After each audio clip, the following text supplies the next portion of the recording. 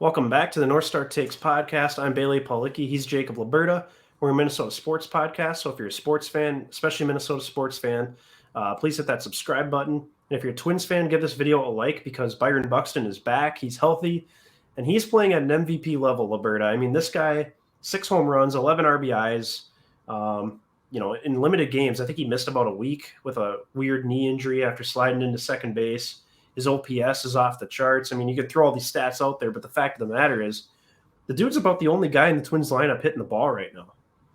Yeah, for sure. I mean, you could point to a couple other guys. Like I think Gio's put together a decent start, and Luis Arraez. I mean, you can always count on him to at least not be a liability at the plate and still give you good at-bats, whether he's getting base hits actually or not. But other than that, yeah, you're definitely right. Definitely hit the nail on the head there that the production just is not – it's not there from the majority of these guys, and that's very concerning because that was going to be the driving force for this team potentially making the playoffs this year. Yeah. It was a strong lineup, and that just hasn't come to fruition. So it kind of falls upon our star players to hopefully kickstart that, and then starts with Buxton. I mean, everybody identified him really as the leader on this Twins team coming into the season now with all these roster shakeups that we made a couple weeks or within the last about a month ago or something like that. But yeah, it's been a month now. But I would say, yeah, this is a incredible start to the season. Obviously, he had the little hiccup in there where he had that awkward slide, as you mentioned, in the second base at Boston, put him out a week. But, I mean, the guy, 6 home runs in his first 10 games played. That's the first time that's happened in Twins history, so that's obviously very significant.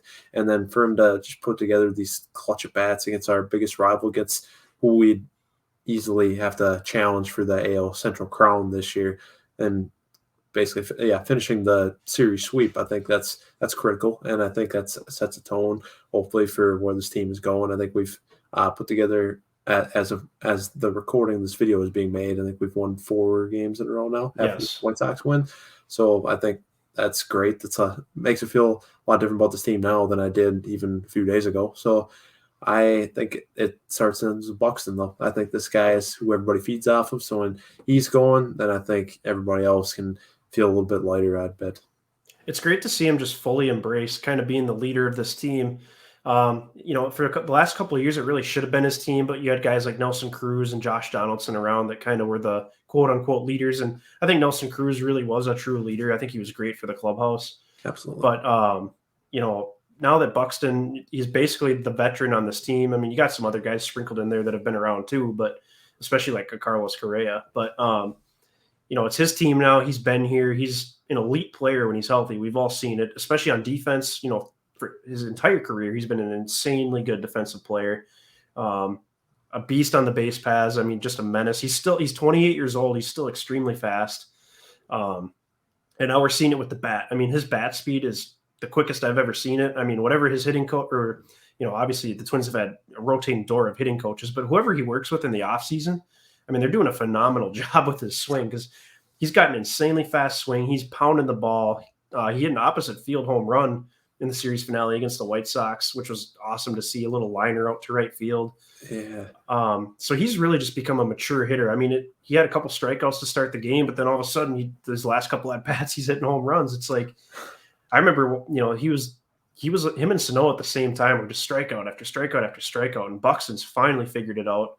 I don't think Sano ever will, but I don't want to make this about how the rest of the lineup is doing poorly. And you and I are Polanco guys, and we know that Carlos Correa is going to figure it out because this dude is a MVP candidate when he's on his A game too. So, but yeah, Byron Buxton, man, he's just incredible. And for the love of God, can we please just see a 130 game season out of Byron Buxton? I mean, can we just see him play the majority of these games? Because there's no doubt in my mind if he plays basically a full season and doesn't have to go on the injured list for any significant amount of time, I think this dude can win MVP, especially if the Twins are contending in a division that's not going to be very good from the looks of it.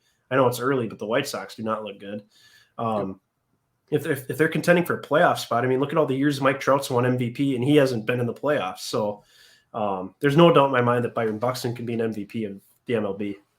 Yeah, absolutely. I think Buxton's got all the tools to be that guy. I mean, heck, this walk-off home run he hit was just a moonshot, 469 feet. I mean, just a no-doubter. I mean, that got the team fired up, obviously, and what a way to finish a series. And I mean, this guy just is a walking highlight reel. I mean, he makes all these plays, both at the plate, on the bases, out in Yeah. the outfield. I mean, he's just got it all, and just gotta, yeah, the rest of this team just gotta follow him. I mean, they don't have to do too much. It's just a little bit more contributions here and there. But going back to the whole MVP conversation, I mean, that's by definition the most valuable player. The Twins are night and day different when he's in the lineup, when he's Yeah. not. I mean, it goes all the way back to the beginning of the 2019 season. The record for the Twins with and without him in the lineup is just staggering. I mean, Hmm. he's such an important figure, not only just on the field and what he does, but it's just, I think, really in that locker or in that clubhouse now, I should say. And I love that Twins Twitter throwing it out there too, that Correa acknowledging Buxton after that big home run, be like, yeah, this is the best player in baseball. Like, I love that. Yeah, you love to see that because Correa's got some clout of his own. Oh, absolutely. He's been on World Series teams, and he comes to Minnesota out of nowhere, and now he's like, yeah, Byron Buxton's the best player in baseball. This is his team. Like, Yeah. I mean, that's insane to see. So, I mean, it says a lot about Byron Buxton. I think about his character. I think obviously the guys in the clubhouse love him, but yeah, it's really just about him staying healthy, man. He always has these freak injuries, but you hit the nail on the head. This is a way different team when he's in the lineup, just because you know that every time he's up to bat, he could put one out of the yard. He could hit a triple. I mean, he could do anything really. And I'm not sure if they lost every game, but they might have only won like one game when Buxton was out. And that's when their slide happened. He comes back, and all of a sudden they've won 4 in a row. It's like clockwork. Yeah, exactly. I think that might be right. And at the same time, too, it coincided with some tough games. Like, I don't think he played in either of those Dodger games, I want to say. Or no, the Dodgers that was before the Red Sox. No, there was some bad losses against Kansas City. That's what it was. And so, yeah, the Royals was rough. Yeah, gross. But I'd say it's just good to have him back, especially in this weak AL Central when you know that the Guardians, the Royals, the Tigers, I don't think they're not going to be anything serious this season. Yeah. Like, they might, at least one of them, if not a couple of them, might be like decent, but nothing that's going to run away from you. So really, it's just keeping pace with these White Sox that you just played, and obviously a sweep puts you in the right direction. I think that's going to help you in the long run. Any wins you can pick up in these head-to-head matchups, and really, it might come down to that at the end of the season too, to winning the division, just because those wild card spots might be really tough to grab up, just because there's a lot of good teams out, especially in that AL East. When you're thinking about the Yankees, the Red Sox, the Blue Jays, the Rays, I mean, those are all very quality teams.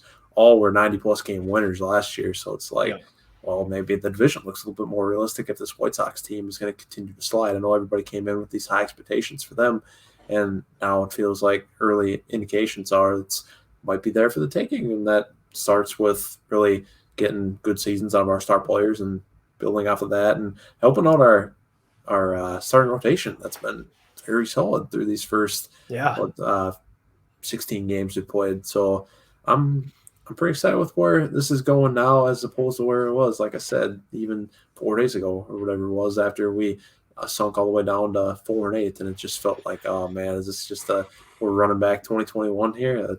Yikes. Yeah, and that's the randomness of baseball, man. It's insane. Like, the White Sox could just fall off the face of the earth like the Twins did last year when the expectations are high.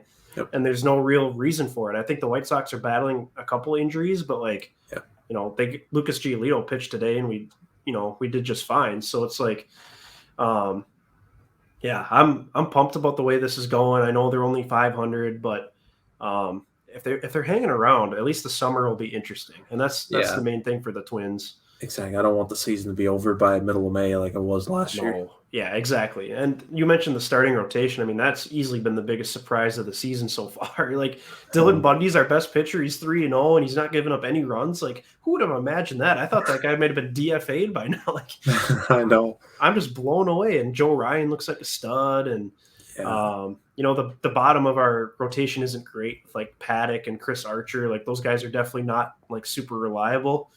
But I think you have a pretty solid base with Joe Ryan, Dylan Bundy, at least for now.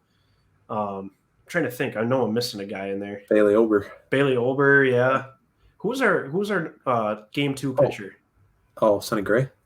Oh yeah, he's hurt though. He's on the injured list, yep. Yeah, so yeah, it'll be interesting. But if the offense can come around like it should, maybe Kirilloff gets back. I know he's on a rehab assignment right now. If you can get Kirilloff back, hopefully that means less playing time for Sano.